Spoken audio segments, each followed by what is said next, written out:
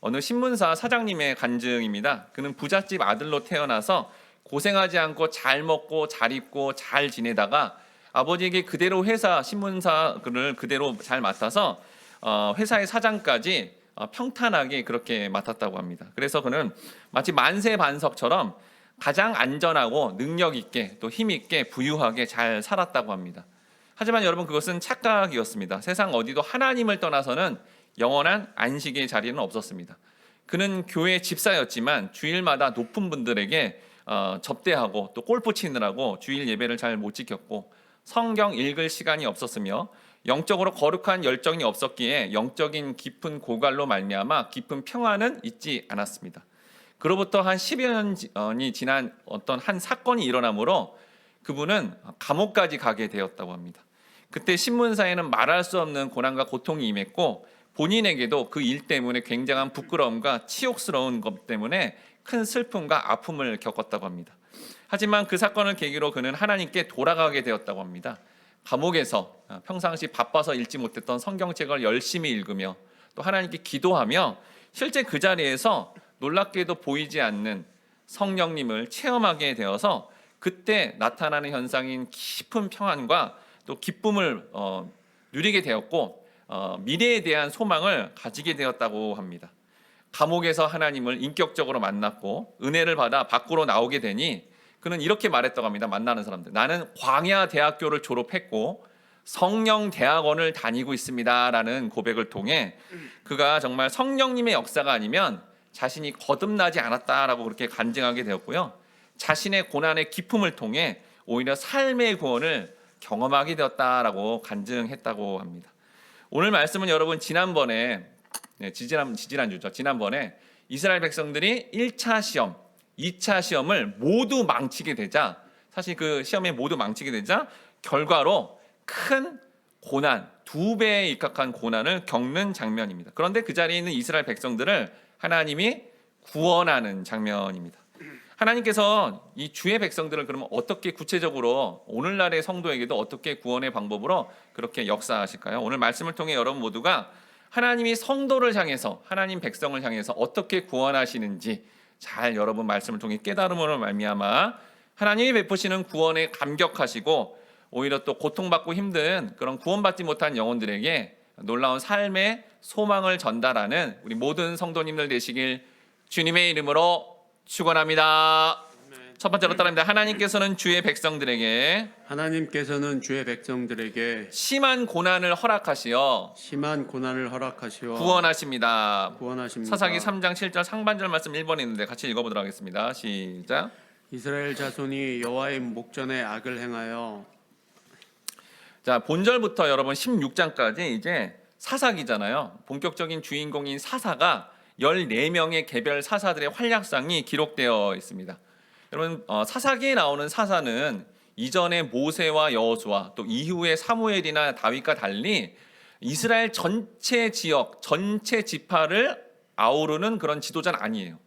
어떤 한 부분 지파, 부분 어떤 영역에 대해서만 그렇게 하나님의 인도를 받아 그 구원의 어떤 사명을 감당했다는 겁니다. 오늘 나오는 이제 첫 사사가 누구냐면 이전에도 잠깐 다룬 온니엘에 대한 겁니다. 5절밖에 되진 않아요. 그렇지만 이 온니엘이 나오는 이 사사는 왜 중요하냐면요, 맨 처음에 나왔고 또 이 온니엘을 통해서 또 이렇게 구원의 어떤 역사가 나오는데 이게 사사기의 전형적인 역사를 보여주고 있다는 거예요. 온니엘이 사건을 통해 어떻게 되죠? 범죄하죠, 죄를 짓죠. 그다음에 징계를 받고요, 회개하고 구원을 받았는데 망각해서 재타락이 되는 사사기 어떤 구조의 전형적인 모습을 이 온니엘의 이 첫 번째 사사의 사건을 통해 정확하게 보여주고 있으니까 다른 나머지 사사의 어떤 전형적인 모델이 온니엘이고 또 뒤에도 살펴보면 알지만 이 온니엘이 아주 중요한 인물이라는 것을 보게 됩니다. 한편 여러분, 여기 이스라엘 백성들이 목전에서 악을 행했다고 그랬죠. 이 악에 대한 원어적인 의미는 뭐냐면 2가지인데요. 첫 번째는 사악하다라는 뜻이고 두 번째는 해롭다라는 뜻이에요. 자, 어떤 뜻이냐면 악을 저지름으로 하나님 앞에 그 은혜를 베풀어 주시고 구원을 해주신, 홍해를 갈라주시고 또 이 땅도 허락해 주신 하나님 앞에 악을 저질러 사악한 모습을 보였고 그 사악한 모습을 하나님께 보이는 그 삶 자체가 우리에게 어떻게 된다는 거예요? 하나님 백성에게 큰 해가 된다, 즉 고난을 받게 된다라는 것을 이 말씀, 이 단어를 통해 알려주고 있다라는 거죠. 여러분, 이스라엘 백성들이 왜 이렇게 고통스럽고 왜 심각한 이런 어떤 비참한 삶으로 가게 되었을까요? 사사기 3장 7절 하반절이 있는데 같이 읽어보도록 하겠습니다. 시작. 자기들의 하나님 여호와를 잊어버리고 바알들과 아세라들을 섬긴지라. 즉 하나님의 백성이 하나님을 잊어버리자 바알과 아세라를 섬기게 되었고 이 일이 그들에게 심각한 고통이 되었다라는 겁니다. 그러니까 여러분, 성도의 삶에 고난과 고통이 많아지면 여러분 뭘 생각해야 돼요? 아, 내가 하나님을 잊고 있구나. 하나님 말씀에 집중하지 않구나. 여러분, 하나님 말씀에 집중하지 않으면 전부 삶이 고통이 된다는 거예요. 열왕기상이라는 그 왕들의 그 이야기도 여러분, 그 왕이 하나님께 집중하고 하나님 말씀에 순종하면 무조건 태평성됩니다. 근데 그 왕이 하나님이 아닌 곳 우상 숭배나 하나님 말씀을 잊어버리면 무조건 타락하고 고통이 임해요. 말씀이 막 이런 발견되죠. 발견되고 이렇게 딱 보면 무조건 회복이 되고, 그 말씀에 집중하지 않으면 무조건 고통을 받게 된다라는 것을 보여주고 있다라는 거죠. 즉 신앙생활에서 하나님을 잊은 만큼, 하나님 말씀을 집중하지 못한 만큼 우리는 더욱더 악에 가까워져서 우상 숭배를 자연스럽게 하고, 여러분 우상 숭배를 하면 결과가 어떻게 되죠? 내가 성도라 그러는데 태어나서 지금까지 그냥 계속 죽을 때까지 우상 숭배만 한다. 지옥입니다, 여러분. 영벌이에요, 영벌. 그러니까 하나님 어떻게 돼요? 그 우상 숭배를 하지 않도록 개입하시는데 그 개입이 고난을 통해 개입을 한다라는 거예요. 우리가 지금 뭐 사사기 계속 보면서 뭐 바알과 아세라, 뭐 오늘날 이렇게 딱 생각하면 뭐 불상 이런 것만 생각하는데, 여러분 우상이 무슨 우상이죠? 오늘날의 우상이 뭐죠? 보이는 우상이 뭐예요? 사람과 돈이잖아요.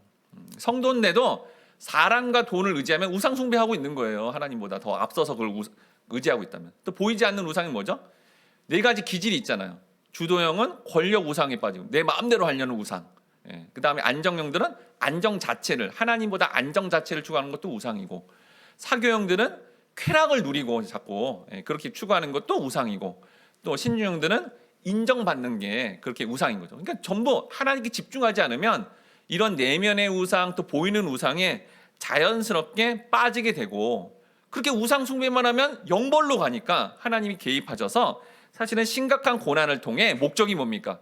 우상 숭배에서 벗어나 온전한 구원을 이루고자 하나님이 그렇게 인도하신다라는 겁니다. 근데 여러분, 이스라엘 백성들이 그러면 하나님 저리 가세요, 바알과 아세라 이런 적이 있어요? 한 번도 없습니다. 한 번도 없어요. 이스라엘도 제사 지낼 때 마치 주일 예배 드릴 때는 예배 드렸어요. 근데 나머지 삶에서 어떻게 하는 거죠? 나머지 삶은 바알과 아세라, 즉 풍요와 쾌락을 쫓는 그러한 우상 숭배를 같이 했다는 겁니다. 즉 뭐예요? 이들이 자꾸 우상 숭배했다는 건 뭐냐면 하나님 유일 신앙을 벗어났다라는 거예요. 그러니까 하나님도 섬기고 우상도 섬기는 것을 성경은 우상 숭배다라고 얘기하는 거죠. 즉 하나님은 다신론적인, 하나님도 섬기고 세상의 우상도 섬기고 이런 거를 절대로 허용하지 않는 분인데 자꾸 착각해서 하나님도 섬기고 세상도 섬기려고 하는 이런 거를 절대로 용납하지 않으시고, 그렇게 하는 생활을 자꾸 그렇게 발현하고 있다면 하나님은 반드시 삶에 개입하셔서 다음과 같은 조치를 취하게 됩니다. 사사기 3장 8절 말씀 2번 있는데 같이 읽어보도록 하겠습니다. 시작.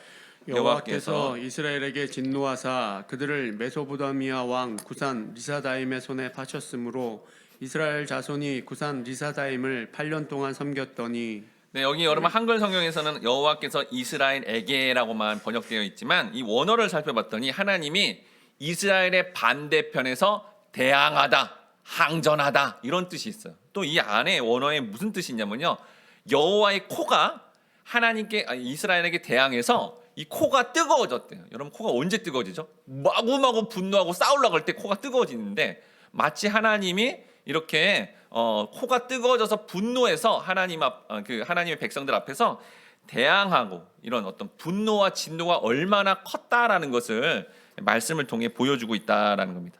자, 하나님 분노하시자 아주 중요한 단어가 나오는데요.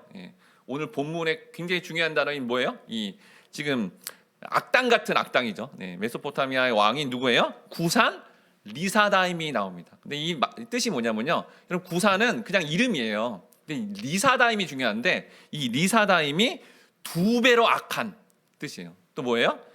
악을 범죄를 많이 저지른 이런 뜻입니다. 리사다임이. 여러분 어떤 아버지가 아들이 태어났는데 너는 두 배로 악한 놈이야 이렇게 이름을 짓는 사람이 있어요?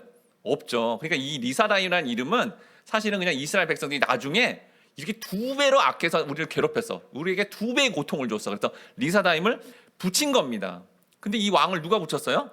하나님이 붙였다라는 거예요. 즉 하나님은 이렇게 우상 숭배로 자연스럽게 나가는 이 이스라엘 백성들, 하나님 백성을 향해 평상시보다도 삶의 두 배의 고통을 느낄 수밖에 없게끔 그렇게 악한 악당 같은 이 구산 리사다임을 붙여서 결국은 그런 괴로움 때문에 우상을 내려놓고 회개함으로 하나님께 돌이키게 하도록 그렇게 역사하신다라는 겁니다. 그런데 여러분 이런 하나님의 일하심의 패턴이 지금 사사기 때 이 이스라엘 지파들만이 아니라 사실은 이전에 우리가 나누었던 야곱의 가족을 향해서도 이 똑같은 패턴으로 일하셨습니다. 창세기 35장 2절 말씀 3번에 있는데 같이 읽어보도록 하겠습니다. 시작. 야곱이 이에 자기 집안 사람과 자기와 함께한 모든 자에게 이르되 너희 중에 있는 이방 신상들을 버리고 자신을 정결하게 하고 너희들의 의복을 바꾸어 입으라. 여러분 전 세계에서 지금 하나님 믿는 그런 가족은 이 야곱의 가족밖에 없어요. 근데 이 야곱의 가족이 하나님도 섬기고 또 그렇죠? 그다음에 또 뭘 그런 거야? 이방의 이런 이방 신상을 똑같이 섬겼다는 겁니다. 왜 똑같이 섬겼죠? 사사기 때 백성들과 똑같아요. 하나님도 섬겨서 나중에 천국 가야 되고요. 그 다음에 이렇게 이방 신상을 섬김으로 말미암아 세상의 풍요와 쾌락을 같이 추구하려고 했다라는 거죠. 여러분 이방 신상의 원어적 의미는 낯선 신입니다. 낯선 신들이라는 뜻이거든요. 근데 야곱의 가족들, 지금 성도라는 사람들이 낯선 신이 굉장히 낯설지 않고 친근한 신으로 그렇게 섬기고 있다라는 거죠. 이거 보세요, 여러분. 사사기에 있는 백성들, 오늘날의 성도를 예표하죠. 또 야곱의 가족들, 성도를 예표하죠. 그냥 하나님께 집중만 안 하면 한 개인이든 가족이든 무슨 민족이든 전부 우상 숭배의 길로 자기도 모르게 가게 된다라는 겁니다. 어떤 우상을 섬겼을까요? 창세기 35장 4절 말씀 같이 읽겠습니다. 시작. 그들이 자기 손에 있는 모든 이방 신상들과 자기 귀에 있는 귀고리들을 야곱에게 주는지라 야곱이 그것들을 세겜 근처 상수리 나무 아래에 묻고. 여기 여러분 귀고리는 그냥 지금 액세서리 귀고리가 아닙니다. 그 귀고리에 조그만 우상이 붙어 있던 거예요. 그러니까 작은 우상부터 큰 우상까지 전부 야곱의 가족들이 상수리 나무 밑에 우상을 다 묻혔다는 거예요. 뭐 이런 얘기가 뭐냐면 아주 쉽게 얘기하면 오늘날 뭐 청소년 같은 경우에 막 연예인 사진 뭐 이런 거 있죠? 뭐 그거부터 시작해서 여러 가지 지금 아까 얘기했던 보이는 사람 뭐 이렇게 돈 이런 모든 우상들을 다 전부 어떻게 해요? 전부 내리고 전부 이렇게 상수리 나무 밑에 묻어버리는 믿음의 반응으로 그렇게 하는 일들을 하게 되었다라는 거죠. 이게 우상을 확 내려버리니까 하나님이 다음 같은 일을 허락하십니다. 창세기 35장 5절 말씀 같이 읽어보도록 하겠습니다. 시작. 그들이 떠났으나 하나님이 그 사면 고을들로 크게 두려워하게 하셨으므로 야곱의 아들들을 추격하는 자가 없었더라. 야곱의 가족들이 이렇게 영적으로 믿음으로 하나님 말씀에 순종을 바로 하자 사실은 이제 야곱의 가족 때문에 일어난 그 사건 그 정말 그 거기에 있는 민족이 야곱의 가족들을 완전히 몰살시키는 그 큰 위기에서 하나님이 즉각 역사하셔서 그들을 안전하게 보호하고 지켜주셨다라는 겁니다. 여러분 야곱의 가족들이 어떻게 이렇게 갑자기 한꺼번에 우상을 작은 것부터 큰 것까지 완전히 내리고 하나님께 완전히 전심으로 예배하는 그런 믿음의 가족으로 거듭날 수 있었을까요? 창세기 34장 1절 말씀 4번에 있는데 같이 읽겠습니다. 시작. 레아가 야곱에게 낳은 딸 디나가 그 땅의 딸들을 보러 나갔더니 뭐 딸 디나도 이제 야곱의 삶을 그대로 이어받아서 사실은 세상에 구경 나갔다가 거기에 추장의 아들인 세겜에게 폭행을 당하고요. 강압적으로 결혼을 강요받는 가족 안에서의 큰 고난을 가족 전체가 받게 되었습니다. 그런데 이를 해결하는 과정에서 야곱의 아들 중에 시몬과 레이가 디나를 성폭행한 이 세겜과 그의 아버지와 그 족속들한테 우리는 여호와 하나님을 믿는데 할례를 해야 된다. 그러니까 할례를 니네가 하면 결혼을 성사시키겠다. 아버지하고 논의도 안 한 채 그렇게 제안을 하고 그들이 이제 남자들이 할례를 해서 너무 아파하는 동안에 그때 기습을 해서 거기 있는 사람들을 싹 다 죽이게 되는 큰 화를 끼치게 됩니다. 창세기 34장 30절 말씀 같이 읽어보도록 하겠습니다. 시작. 야곱이 시므온과 레이에게 이르되 너희가 내게 화를 끼쳐 나로 하여금 이 땅의 주민 곧 가나안 족속과 브리스 족속에게 악취를 내게 하였도다. 나는 수가 적은즉 그들이 모여 나를 치고 나를 죽이리니 그러면 나와 내 집이 멸망하리라. 여러분 야곱의 가족에 큰 고통이 임하게 되었습니다. 레위가 시므온의 이 일 때문에 거기에 같이 속했던 가나안 족속들이 이제 이 야곱의 가족들을 죽이게 되는 그 큰 환란이 있고 또 그 전에 뭐요? 딸 디나가 성폭행 당해서 큰 환란이 있는 거죠. 환란이 몇 개예요? 두 개죠, 두 개. 두 개가 뭐예요? 리사다임이죠, 리사다임. 두 배의 악한, 두 배의 큰 고난이 임하게 되었다라는 겁니다. 결국 여러분 개인적으로, 가정적으로, 또 민족적으로 이렇게 하나님의 백성인데도 하나님만 섬기고 하나님께 집중하는 게 아니라 하나님과 세상을 같이 섬기는, 하나님과 우상을 같이 섬기는 일로 가면 리사다임 두 배의 고통과 아픔이 그 성도라면, 진짜 성도라면 반드시 임한다는 거예요. 반드시 임해서 어떻게 해요? 우상을 내려놓고 하나님께 집중하는 삶을 이렇게 성경은 계속 얘기합니다. 계속. 지금 여러분에게도 저에게도 얘기하고 있는 거예요. 그럼 어떻게 될까 이제? 내가 이 말씀을 통해 미리 반응해서 이런 우상들 내가 작은 우상까지 섬기고 있었네? 하나님보다 이게 더 앞서고 있었네? 빨리 내리시고 그리고 가야 된다는 거예요. 그걸 못 깨달으면 어떻게 돼요? 리사다임 두 배의 고난과 고통을 여러분이 받으시면서 빨리 알아채야 돼요. 내가 이렇게 삶을 살았는데 평상시 고난보다 두 배 이상 오는 것 같아요. 그럼 어떻게 해야 돼요? 하던 일을 멈추고요. 기도원에 가야 돼요. 하던 일을 멈추고요. 말씀을 봐야 됩니다. 기도의 자리를 찾아야 돼요. 하나님 어떤 우상을 내가 내려놔야 될까요? 하고 기도하면서 그걸 내리지 않으면 여러분이 진짜 구원받은 백성이라면 하나님은 더 심하게, 우리 다음 주에 보는데 이거보다 더 심해져요. 고난이. 더 심한 어떤 고난과 고통이 임하게 된다라는 겁니다. 그럴 때 여러분들이 이런 말씀을 깨달음으로 삶의 고통이 심해질 때 하루 빨리 하나님 앞에 돌아가 회개하고 자신이 가진 우상을 다 내리심으로 말미암아 하나님께서 반드시 베푸시는, 성도의 삶에 반드시 베푸시는 삶의 구원과 회복을 경험해야 하겠습니다. 그런데 우리 모든 성도님들이 혹 하나님을 잊어 우상 숭배의 길로 나아가 삶의 고통이 심해질 때 회개하심으로 여러 우상들을 내려놓으시고 하나님께서 베푸시는 삶의 구원을 경험하시길 주님의 이름으로 축원합니다. 두 번째로 따릅니다. 하나님께서는 여호와의 영이 임하게 하시어 여호와의 영이 임하게 하시어 구원하십니다. 사사기 3장 9절 말씀 5번에 있는데 같이 읽어보도록 하겠습니다. 시작. 이스라엘 자손이 여호와께 부르짖음에 여호와께서 이스라엘 자손을 위하여 한 구원자를 세워 그들을 구원하게 하시니 그는 곧 갈렙의 아우 그나스의 아들 온니엘이라. 여기 부르짖음에라는 단어의 원어적 의미는 백성들의 부르짖는 어떤 절규뿐만 아니라 그 일을 통해서 하나님이 직접적으로 나서주세요라는 그런 부탁이자 청원의 어떤 고백이고요. 또한 구원자를 세워라는 것은 이 부르짖음이 있자마자 하나님이 곧 구원자를 세워서 구산 리사다임의 8년 동안의 고통과 힘든 가운데 하나님이 이렇게 즉각적으로 개입했다는 거예요. 그러니까 여러분 하나님이 일부러 고통 좀 더 당해봐 이렇게 한 게 아니라 니네들이 빨리 회개하고 돌아오면 바로 도울 준비를 하면서 사실은 학수고대하면서 하나님이 어떻게 해요? 기다리고 있었다라는 것을 이 말씀을 통해 우리가 알 수 있고 하나님이 이렇게 성숙하게 우리를 사랑하신다라는 것을 알 수 있습니다. 즉 하나님은 이렇게 성숙하게 스스로가 돌이켜서 하나님께 돌아오기까지 기다리고 있었다라는 거죠. 여기 그리고 한 구원자라 그래요. 이 구원자라는 의미는 구원을 얻게 하는 사람인데 여러분 이스라엘의 구원자, 하나님 백성의 구원자는 누구일까요? 이사야 43장 11절 말씀 6번에 있는데 같이 읽겠습니다. 시작. 나 곧 나는 여호와라 나 외에 구원자가 없느니라. 자, 구원자가 누구라고요? 하나님이에요. 여호와 하나님밖에 구원자가 없다는 겁니다. 그런데 여호와 하나님이 직접 나서야 되는데 보이는 사람을 통해서 보여줘야 돼서 사실은 이제 사사기에 나오는 사사는 뭐예요? 대리자죠, 대리자. 그러니까 구원자는 하나님이신데 법정 대리인처럼 사사가 가서 하나님 대신 구원하게 하셨다라는 겁니다. 자, 첫 번째 사사가 누구라고요? 그렇게 대리자로 첫 번째 보낸 사사의 이름이 바로 온니엘인데 이 온니엘이 왜 중요한지 여러분 이 온니엘을 잘 살펴보면 놀랍게도 온니엘을 통해 예수 그리스도가 예표가 되는데 무려 4가지나 예표가 됩니다. 자, 일단 온니엘은 갈렙의 조카이자 사위입니다. 근데 이 온니엘은 여러분 이스라엘 사람이 아니에요.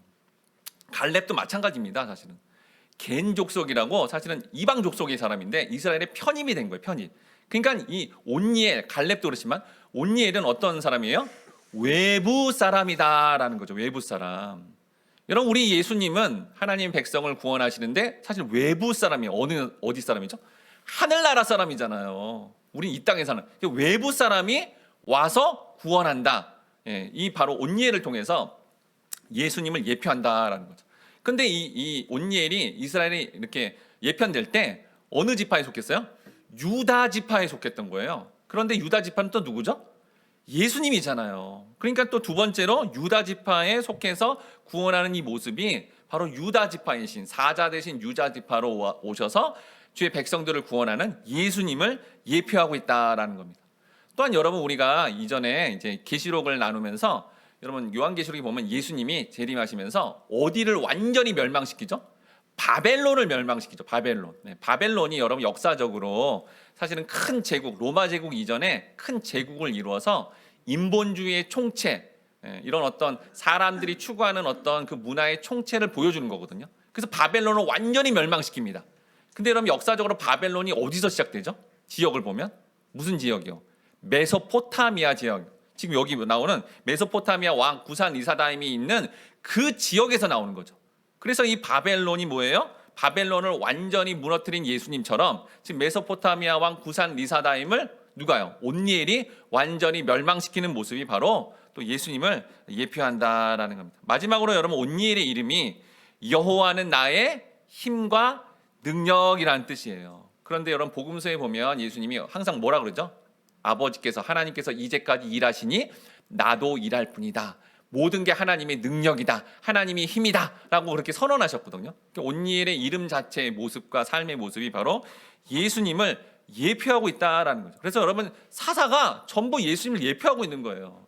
여러분 하나님의 백성을 구원하는 자는 누구라는 거예요? 예수님밖에 없다는 거예요. 여기 여호와 예수님밖에 없다라고 얘기해 주고 있잖아요. 그 예수님의 이 모습을 보여주고 있다라는 거죠. 그러면 여러분 이렇게 예수님을 예표하는 온니엘은 구체적으로 하나님의 백성을 어떻게 구원할까요? 네, 사사기 3장 10절 말씀 같이 읽어보도록 하겠습니다. 시작. 여호와의 영이 그에게 임하셨으므로 그가 이스라엘의 사사가 되어 나가서 싸울 때에 여호와께서 메소포타미아 왕 구산 리사다임을 그의 손에 넘겨주심에 온니엘의 손이 구산 리사다임을 이기니라. 여기 여러분 영은 하나님과 서로 결합되어 삼위일체 중에 하나인 우리가 오래 다루고 있는 성령님을 가르치는 정확한 단어입니다. 즉 하나님의 영이 그렇게 예수님을 예표하는 온니엘에게 임하자마자 놀랍게도 강력한 적에 해당되는 구산 리사다임, 2배나 악하고 2배나 강력한 그런 악당 중에 악당인 구산 리사다임의 그 왕의 손에서 구원할 사사로 세워졌다라는 겁니다. 구산 리사다임 왕이 이스라엘을 완전히 철저하게 압제하고 마치 북한의 김정은처럼 막 압제하고 있는데 놀랍게도 하나님의 영을 받은 온니엘을 통해서 자유를 얻게 되었다라는 거죠. 즉 뭐예요, 여러분? 하나님의 구원이 어떻게 일어나요? 하나님 구원이 이렇게 하나님의 영이 임한 사람을 통해 그 사람의 역사를 통하여 하나님 뭘 보여주는 거예요? 이렇게 성령이 충만하고 성령이 함께하는 사람을 통해 하나님이 구원을 이렇게 일으킨다라는 것을 이 장면에서 보여주고 있다라는 겁니다. 여러분 이게 지금 계속 나오는 겁니다. 역사 내내. 성도의 삶에도 마찬가지예요. 오늘날에 살아가는 성도의 삶에도 어떻게 구원이 일어난다고 삶의 구원이? 하나님의 영이신 성령님이 임해야 그때 삶의 구원이 일어난다는 거죠. 그게 구체적으로 어떻게 일어나고 어떻게 하는지 우리가 이전에도 살펴봤던 사울왕이 즉위할 때 이 장면이 나옵니다. 사무엘상 11장 2절 말씀 8번인데 같이 읽어보도록 하겠습니다. 시작. 암몬 사람 나하스가 그들에게 이르되 내가 너희 오른 눈을 다 빼어 너와 언약하리라. 내가 온 이스라엘을 이같이 모욕하리라. 여러분 이제 이스라엘의 이제 그 지역 중에 동편 쪽에 있는 길앗 야베스에 있는 이 지역에 이제 암몬 나라의 또 강력한 악당 같은 왕인 이 나하스가 침입을 해서 이게 막 다스리려고 하니까 힘이 없으니까 야베스 사람들이 내 조공도 바치고 잘 섬길게요 이렇게 얘기했어요. 그랬더니 뭐라 그래요? 오른쪽 눈을 빼어버리겠다는 거예요. 그 말이 뭐냐면요, 전투 불능 상태로 만들겠다는 겁니다.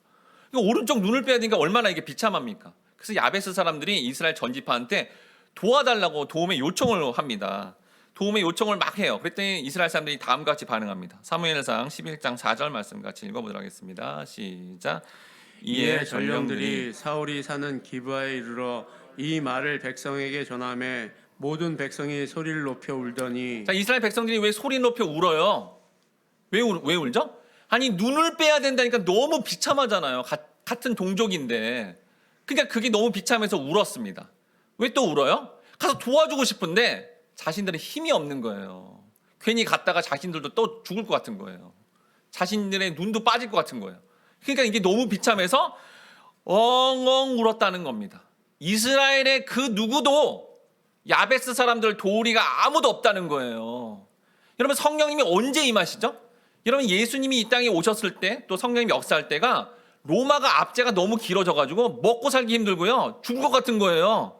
그때 성령이 임하고요, 성도의 삶에 무슨 고난이 와서 그래, 내가 이 사람 의지하면 되겠지, 이거 돈 좀 빌리면 되겠지, 이렇게 해가지고는 여러분 성령이 임하지 않는다는 겁니다. 어떤 누구도 제 인생 가운데서도 어떤 누구도 내 삶의 비참한 고통을 도와줄 수가 없는 거예요. 도와줄 수가. 그때 어떻게 해요? 하나님 백성들이 하나님께 기도하고 의지하면 하나님 어떻게 도와준다고요? 성령님이 함께하사 놀랍게 삶의 구원을 일으키신다라는 겁니다. 그래서 하나님이 이렇게 다음과 같이 일하시어 그들을 구원합니다. 사무엘상 11장 6절 말씀 같이 읽어보도록 하겠습니다. 시작. 사울이 이 말을 들을 때 하나님의 영에게 크게 감동되매 그의 노가 크게 일어나. 어떤 누구도 인간도 도울 수 없는 상황이 되어서 이렇게 엉엉 우니까, 하나님의 백성들이 엉엉 어떻게 하면서 우니까 뭐라 그래요? 크게 감동함에, 원어적 의미가 갑자기 덤벼들다는 뜻이에요. 하나님이 갑작스럽게 하나님의 영을 그때 왕인 사울왕한테 그렇게 임하게 했다라는 겁니다. 즉 여러분, 우리가 고통스럽고 힘들 때 이렇게 하나님이 성령이 함께함으로 말미암아, 사실 여러분 우리 사울왕을 살펴봤잖아요. 별로 변변치 않은 인물이에요. 그런데도 하나님이 그냥 성령을 확 부어줘서 결국은 이스라엘 전체, 지금 야베스 사람들을 구원할 그런 구원자로 세워졌다라는 겁니다. 그러니까 계속 패턴이 똑같죠? 하나님의 백성이 힘들고 어려울 때, 삶의 큰 극단적인 고통으로 받을 때 성령을 부어주심으로 그 삶의 구원을 보게 하셔서 계속 얘기하는 거예요. 예수의 영인 성령만이 우리의 성도의 삶의 유일한 구원이 된다라는 것을 역사 속에서 계속 알려주신다라는 거예요. 그럼 여러분, 성령이 임한 사람은 어떻게 그게 삶의 구원이 구체적으로 일어날까요? 사무엘상 11장 7절 말씀 9번에 있는데 같이 읽어보도록 하겠습니다. 시작. 한 결의의 소를 잡아 각을 뜨고 전령들의 손으로 그것을 이스라엘 모든 지역에 두루 보내어 이르되 누구든지 나와서 사울과 사무엘을 따르지 아니하면 그의 소들도 이와 같이 하리라 하였더니 여호와의 두려움이 백성에게 임하매 그들이 한 사람 같이 나온지라. 여러분, 사울왕이 왜 갑자기 소를 잡아서 각을 뜨고 그거를 다 이스라엘 지파들한테 다 보냈나요? 너희 이스라엘 지파들아, 하나님을 두려워하라는 거예요. 지금 이렇게 하나님이 전쟁을 일으키신 건데 이 야베스, 이 약자, 우리 민족 이거 도우러 안 가면 너희들은 소와 같이 처참하게 죽음을 맞이하는 하나님의 심판을 받을 거라고. 하나님을 두려워하라라는 겁니다. 그러니까 여러분, 성령님이 이 땅에 오셔서 하는 일이 뭐냐? 여러분, 성령님이 하시는 일이 뭐냐면, 우리는 사람을 두려워하잖아요. 회사 가면 사장님이 두렵고, 어떤 사람을 두려워하거나 권세 있는 자를 두려워하거나, 누굴 두려워해요? 돈을 두려워하잖아요. 그럼 성령님이 임해서 뭐라고요? 그게 두려울 대상이 아니야 라고 알려주면서 보이지 않지만 실제 역사를 주관하는 하나님을 두려워해야 돼 라고 하는 거죠. 오늘날 현대 크리스찬들이 여러분 가장 큰 영적인 문제가 뭡니까? 하나님을 두려워하지 않아요. 예배를 얕잡습니다. 성경의 말씀을 아주 그냥 뭐 진지하게 못 받아들이는 거예요. 그럼 이게 가장 큰 지금 문제입니다. 이전보다 더해요. 너무너무 하나님을 경시합니다. 내 편의의 어떤 도움의 대상으로만 여긴다는 거죠. 그분을 두려워하고 그리고 예배의 대상, 경배의 대상으로 봐야 되는데 그렇게 하지 않는 거죠. 그래서 성경에 자주 하나님을 경외하라고 합니다. 시편 145편 19절 말씀 같이 읽어보도록 하겠습니다. 시작. 그는 자기를 경외하는 자들의 소원을 이루시며 또 그들의 부르짖음을 들으사 구원하시리로다. 여러분, 이 말씀을 보니까 삶의 모든 문제, 여러분의 소원 어떻게 이루어진대요? 하나님을 두려워하래요. 하나님을 두려워하고 하나님을 경외하면 여러분의 소원과 문제가 해결된다라고 얘기하고 있잖아요. 근데 우리는 자꾸 세상의 사람, 환경 이런 것만 두려워하고 하나님을 도무지 두려워하지 않으니 하나님 역사해 주세요. 그러면 성령님이 와서 성령님이 임한 사람은 하나님을 두려워하는 거예요. 여러분 사람의 눈치를 안 보고 하나님을 두려워함으로 말미암아 그 경외심 때문에 놀랍게 우리의 삶에 구원을 이루어 간다라는 겁니다. 하나님이 어떤 분인지 알아야 그렇게 두려워하죠. 그래서 여러분 성경을 알아가라는 거예요. 성경을 알아야 창세기부터 계시록까지 성경을 알아야 하나님 이렇게 일하시는 분이네. 하나님 이런 분이었네. 두렵다. 왜요? 우리 하나님이 사랑의 하나님뿐만 아니라 공의의 하나님, 반드시 심판하시는 하나님이라는 것을 깨달은 자는 하나님을 두려워하게 되고 그 하나님을 두려워하는 게 경외심이기 때문에 우리 안에 놀라운 문제가 해결되어지며 그 소원을 이루어지고 또 구원을 경험하게 된다라는 겁니다. 그래서 이렇게 구원을 경험하게 됩니다. 사무엘상 11장 12에서 11절 말씀 같이 읽어보도록 하겠습니다. 시작. 야베스 사람들이 이에 이르되 우리가 내일 너희에게 나아가리니 너희 생각에 좋을 대로 우리에게 다 행하라 하니라. 이튿날 사울이 백성을 3대로 나누고 새벽에 적진 한가운데로 들어가서 날이 더울 때까지 암몬 사람들을 치매 남은 자가 다 흩어져서 둘도 함께한 자가 없었더라. 그럼 이 문장의 아주 중요한 것은 상징적 의미가 뭐냐면 새벽이에요. 새벽에 구원이 일어난다라는. 여러분 새벽이 어떤 시간이죠? 새벽의 원어적인 의미가 뭐냐면 어두운 캄캄함. 이 어두운 캄캄이 뭐죠? 지금 구산 리사다임 암몬의 나하스가 다스리는 그 인본주의의 총체가 다스리는 영적 상태가 어둠의 상태잖아요. 마귀가 다스리는 거죠. 우상을 숭배하는 상태예요. 근데 그때 성령이 임하면 놀랍게도 빛이 밝아지고 진리가 보여지는 그 새벽, 즉 하나님의 구원의 역사가 일어나는데 어떻게 일어난다고요? 하나님의 성령이 개입한 자를 통해 또 함께하는 자를 통해 그렇게 승리함으로 그렇게 삶의 구원이 일어난다는 겁니다. 이렇게 성령이 믿음을 줘서 어둠의 세력을 다 무찌름으로 하나님의 구원을 경험한 이스라엘 백성들이 드디어 이제 뭐예요? 평안을 누리게 됩니다. 사사기 3장 11절 말씀 10번인데 같이 읽어보도록 하겠습니다. 시작. 그 땅이 평온한 지 40년에 그나스의 아들 온니엘이 죽었더라. 구산 리사다임이 다스릴 때는 불안하고요, 두렵고요, 굉장히 그 악한 왕이 다스리니까 너무너무 초조하고 힘들고 삶의 평안이 개인과 가정에 없었습니다. 그런데 성령의 충만한 온니엘이 나타나자마자 그 왕을 무찌름으로 몇 년 동안요? 40년 동안 완전한 평안과 형통을 누렸다는 거예요. 외적의 침입과 압제를 통해서 굉장히 불안하고 힘들었는데 성령이 충만한 성령 영을 받은 온니엘이 등장하자마자 이스라엘 백성들은 완전한 평안을 누렸다라는 겁니다. 근데 여러분 거기 말씀에 뭐라고 돼 있죠? 온니엘이 어떻게 됐다고요? 죽었다라고 돼 있죠. 죽었다. 그리고 이제 그 다음에 본문에 뭐가 나와요? 더 큰 악당이 나타나고 더 큰 고통과 고난을 받는 과정이 생깁니다. 그 온니엘이라는 하나님이 대리 사사자로 보냈던 온니엘이 죽어버리자 구원의 선물인 평안이 다 깨져버리고요. 다시 여호와 목전에서 악을 행함으로 더 큰 고통을 경험하게 되었다라는 거예요. 무려 8년 통치가 18년도 늘어나고요. 고난과 고통이 더 심해지는 상황이 그런 구약적 상황입니다. 구약적 상황. 그런데 여러분 오늘날의 성도는 아까 그랬죠? 사사가 누굴 예표한다고요? 예수죠. 예수. 영원히 죽지 않으시고 죽었다가도 다시 살아나신 그 예수님을 여러분이 오늘날 여러분들이 그 예수가 여기 나온 온니엘 같은 온전한 사사야 라는 새로운 인식을 가지고 더 의지하고 믿어버리면 그 즉시 온니엘 시대에는 온니엘이 죽으면 끝이에요. 근데 지금 시대는 예수님이 영원히 죽지 않으시고 언제나 어느 때나 믿을 수 있으니 그 믿게 되면 또 믿게 되고 성령이 임하게 되면 예수의 영이신 성령이 임하게 되면 우리는 지금 즉시 놀라운 이 평강의 현상들 또 구원의 어떤 증거들을 경험하게 된다라는 겁니다. 어떤 거가 있나요? 마지막 말씀인데 누가복음 4장 18절 말씀 마지막에 있는데 같이 한번 읽어보도록 하겠습니다. 시작.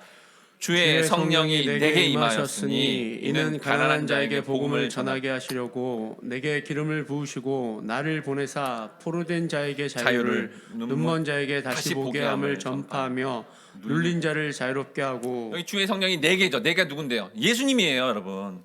성령이 예수 믿는 자에게 성령이 임하게 되면 놀랍게도 가난한 자에게 복음이 전파되면서 천국 소망으로 살게 되고 마귀와 세상의 유혹 때문에 중독돼 가지고 아무것도 못하는 그 사람이 참 자유를 누리게 되며 성경을 봐도 무슨 말씀인지 하나도 모르는데 영적 새로운 시각이 생겨서 이 말씀이 진리구나라는 것을 알게 되며 마귀에게 눌리고 마귀의 그 통치 때문에 개인과 가정 가운데 공동체 가운데 소망이 없었는데 놀라운 삶의 구원을 경험하게 된다라는 겁니다.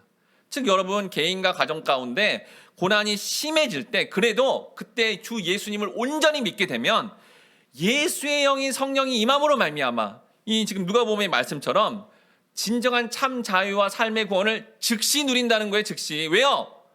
온일처럼 죽지 않는다니까요, 여러분. 즉시 누릴 수 있다는 거예요. 예수를 믿는 순간 예수의 영이 성령이 옴으로 말미암아 개인과 가정은 바로 즉시 회복과 구원의 길로 가게 된다라는 겁니다. 또한 여러분 평상시 삶에 그냥 느끼는 예상되는 고난보다 2배 이상의 큰 고통과 고통이 왔을 때 어떤 믿음을 발휘해요? 이게 하나님이 나한테 허락한 주권적인 고난이야라는 믿음이 있으면 여러분 그 고난을 완전하게 벗어나 쓰임받는 삶으로 된다는 거예요. 여러분 만약에 이게 어떤 삶의 고통을 저 사람이 저 악당이 그러는 거야. 내 가까운 저 사람이 저러는 거야. 이러면요 그거 못 벗어납니다. 어떻게 되죠? 저 사람이 나한테 계속 그러는 거야. 보복해버리거나 보복해서 자기가 하나님 백성 아니라는 걸 드러내버리거나 아니면 그것 때문에 완전히 절망에 빠지면 여러분 그거 고난 못 벗어납니다. 근데 여러분 성경에 다윗이 어떻게 했죠? 사울왕이 자기 장인어른이에요. 가족이에요. 근데 죽일 듯이 달려드는 거죠. 그러니까 다윗이 얼마나 괴로웠겠어요? 하나님 이게 뭐예요? 도와주세요. 기도를 열심히 하는데 깨달음이 온 거예요. 아 이거 지금 사울왕이 나한테 그냥 하는 게 아니라 하나님이 자꾸 이렇게 사울왕을 통해서 날 깨닫게 하시나 보다. 여러분 그걸 알았기 때문에 죽일 수 있었는데도 2번을 놓아주잖아요. 여러분 고난은 어떻게 벗어나는 거예요? 하나님이 주권적으로 삶의 사람 인간관계와 환경을 통해 나한테 이렇게 고난을 심하게 줬다라는 믿음만 있으면 다윗처럼 그 믿음을 가졌더니 다윗이 어떻게 됩니까? 왕이 됩니다. 왕. 그 믿음을 가지니까 그 고난에서 벗어나 왕으로서 신명나게 하나님 나라를 위해 쓰임받는 삶으로 궁극적으로 벗어나게 되었다라는 거예요. 그래서 여러분 믿음이 필요하다는 거예요. 고난이 심해질 때 아 이거 하나님이 주시는 주권적인 고난이구나. 예수를 믿으면 예수의 영이 나한테 임해서 이 고난에서 벗어나는구나 라는 삶의 구원을 경험해야 된다라는 겁니다. 우리 시간에 주제사님 믿음으로 나아가네 함께 찬양하며 우리의 삶에 비참한 고통이 있을지라도 이 모든 사항이 믿음으로 나아갈 때 성령 충만을 받아 삶의 구원과 최종적인 구원을 받기를 다 함께 다짐하도록 하겠습니다.